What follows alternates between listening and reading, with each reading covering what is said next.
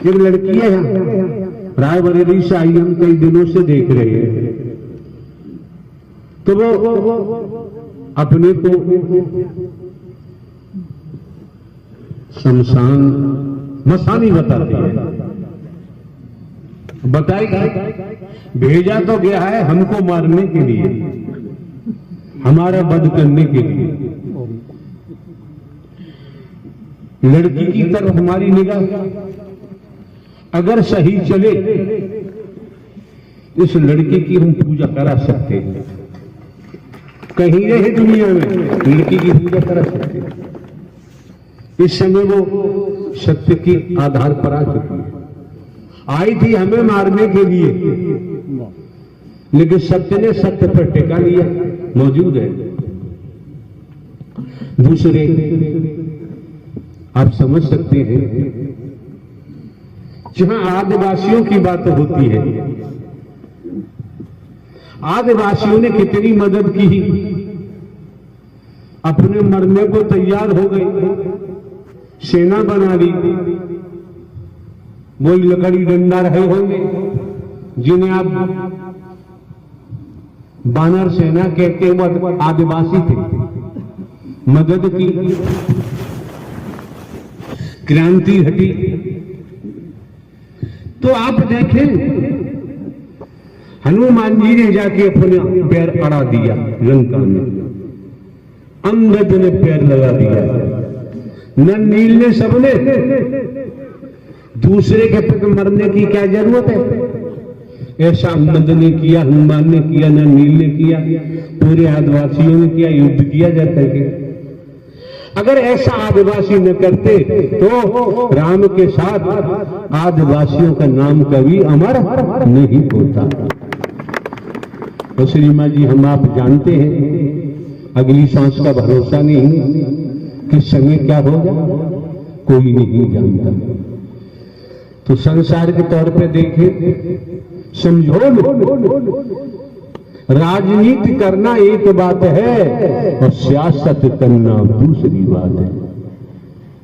सियासत करना दूसरी बात है। सियासती लोगों से बचाव रखना चाहिए, दूरी रखनी चाहिए, कोई भी हो। तो ये जनपद एटा के महापुरुष कितने सौभाग्यशाली हैं। कुछ हमें भी कभी कभी कहना पड़ता है इनके अहम को तोड़ने के लिए। प्रेम तो हमारा प्रेम है, अगर प्रेम न होता तो हम यहाँ क्यों आते? हमारा आपका संस्कार न होता तो संस्कार के द्वारा हमारा आपका सबका प्रेम न होता तो हम आप इकट्ठे क्यों होते? हमें संस्कार न समझ पाए, अतीत के मुताबिक हमारा आपका प्रेम था, है और रहेगा। उस प्रेम के कारण ही तो हम लोग संगठित हुए हैं। कुछ लिया नहीं जाता, कोई लड़ाई झगड़ा नहीं है, केवल अपने आत्मा को उद्धार के लिए अंतःकरण में सत्य की क्रांति लानी ही पड़ेगी। और कहीं आप सब एकजुट हो गए सत्य के नाते तो संसार में भी कामयाबी किसी भी रूप में प्राप्त कर सकते हो। बशर्ते मन गंदा न हो, मन मैला न हो।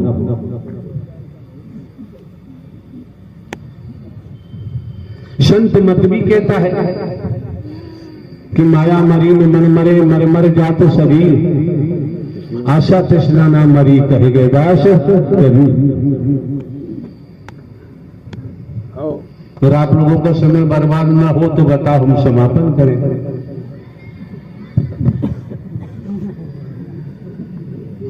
किसी क्षेत्र में है, बाबूजी ईमानदारी निष्ठा से कर्तव्य कर्म करेंगे तो झंडे की तरह लहराते जाएंगे,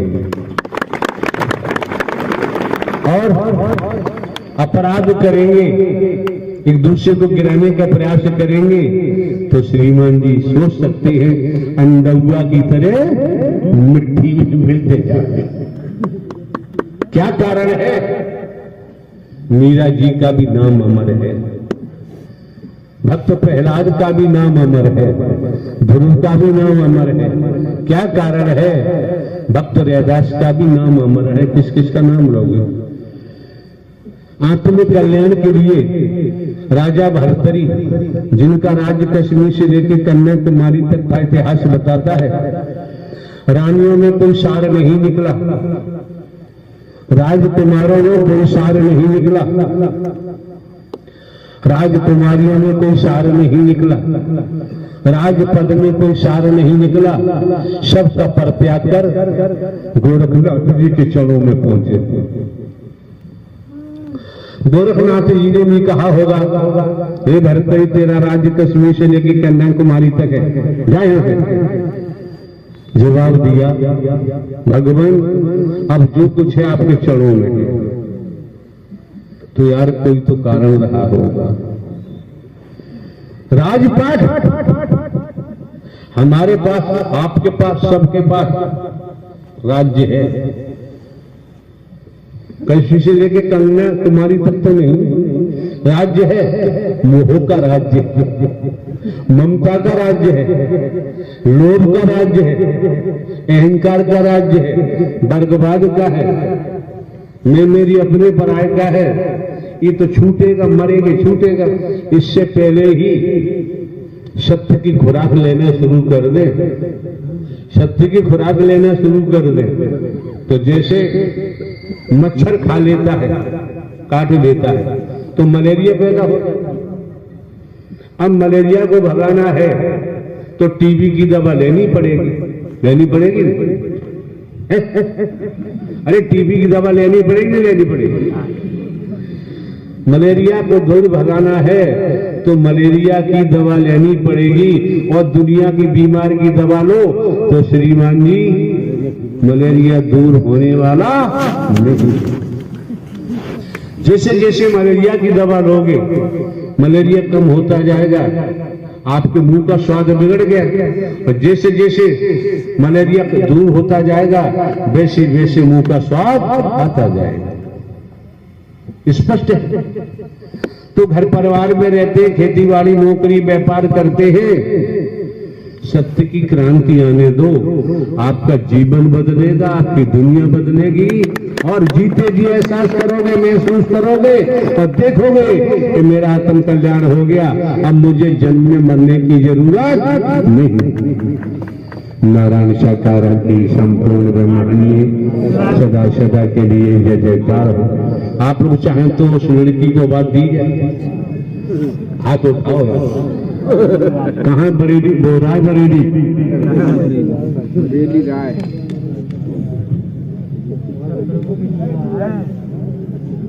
ये लड़की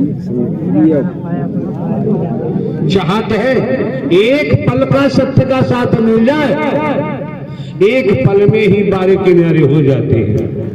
अधिक कुछ करने की जरूरत नहीं रहती है। अब जैसे लड़की आई है, खुद बताएगी। हमारा कहना है, अब तक सत्य का साथ किया, करेगी, वचन को मानेगी, तो हमारी जिम्मेदारी है इस लड़की की हम पूजा करा सकते हैं। इसके सानिध्य में जो जाएगा, हमारी बीमारी, दुख, तकलीफ भी दूर होते जाएंगे। कब? अगर ये लड़की ईमानदारी निष्ठा का परिचय देगी तो। ईमानदारी निष्ठा का परिचय नहीं दिया तो नाश होने में भी देर नहीं लगेगी। हाँ भाई, क्या नाम है आपका, कहाँ से आई हैं? प्रभु, मेरी भाषा में बोलो, ढंग से। परमात्मा, मेरा नाम मसानी है। हम परमात्मा है ही नहीं। आप नारायण साकार हरि हो प्रभु, आप ब्रह्मांड के मालिक हो। मेरा आशा लड़की में 24 घंटे रहता है, लेकिन उसके बाद भी मैं किसी को परेशान नहीं करती हूँ। मैं कभी किसी सामने वाले को जताती नहीं हूँ कि मैं तुम्हारे पीछे बैठी हुई हूँ, क्योंकि अगर मैंने मानवता का परिचय दिया तो उससे मुझे जो कुछ भी करूंगी अपने लिए होगा, वो दूसरे को नहीं जाएगा। अगर हम अच्छा कर रहे हैं तो उससे हमारा ही होगा, वो दूसरे को नहीं जाएगा। भाषण मत दो। हमारे द्वारा भी कहा गया है, अगर वचन का पालन करेंगे, दुनिया ने कुछ भी किया हो, वचन का पालन करेंगे, नारायण हरि परमात्मा आपकी पूजा करा सकते हैं। कोई दिन दुखी आते हैं, आपके पास आने से हरि परमात्मा उनकी परेशानियों को दूर करेंगे, यश तुम्हारा होगा। नहीं नहीं प्रभु, मुझे अपनी पूजा नहीं करानी है, क्योंकि मुझे पता है कि घमंड आने में देर नहीं लगती है। मुझे घमंड नहीं चाहिए, मुझे अपनी पूजा नहीं करानी है, मुझे घमंड नहीं चाहिए। लोग भक्ति में भी घमंड कर जाते हैं, लोगों के अंदर भक्ति में भी घमंड आता है। सुनो, भक्ति आसान काम नहीं होता है मसानी। अभी हमने एग्जाम्पल दिया था लौनी का, कढ़ाई में घी का दिया था। अगर घी कढ़ाई में है, गंदगी जल गई है।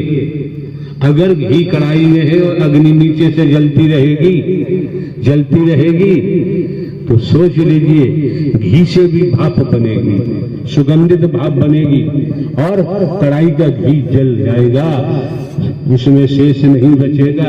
तब जाके आत्म कल्याण होता है, इससे पहले आत्म कल्याण नहीं होता। बताए दे रहे हैं, आप ज्ञानी है, सभी ज्ञानी है।